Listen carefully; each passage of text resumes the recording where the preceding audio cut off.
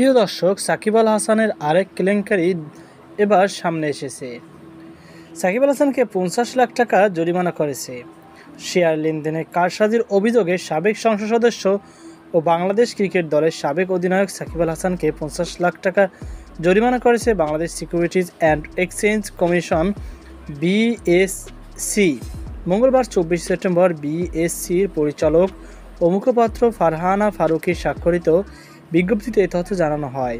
বিজ্ঞপ্তিতে বলা হয়, বিএসইসির চেয়ারম্যান খন্দকার রাশেদ মাকসুদের সভাপতিত্বে 923তম কমিশন সভায় পুঁজিবাজারে তালিকাভুক্ত প্যারামাউন্ট ইন্স্যুরেন্স কোম্পানি লিমিটেডের শেয়ার লেনদেনের কারসাজির অভিযোগে সাকিব আল হাসানকে 50 লাখ টাকা জরিমানা করা হয়েছে।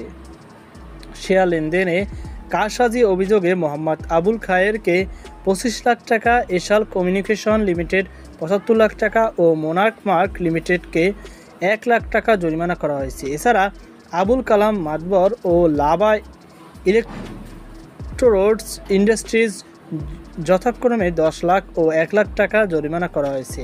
আর মোহাম্মদ জাহিদ কামালকে জরিমানা করা হয়েছে 1 লাখ টাকা।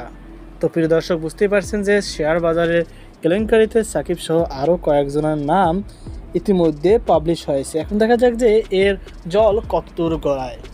তো আরেকটা সাকিব আল হাসানের নামের সাথে যোগ হয়েছে, সেটি হচ্ছে শেয়ার বাজারের লেনদেনের কারসাজি।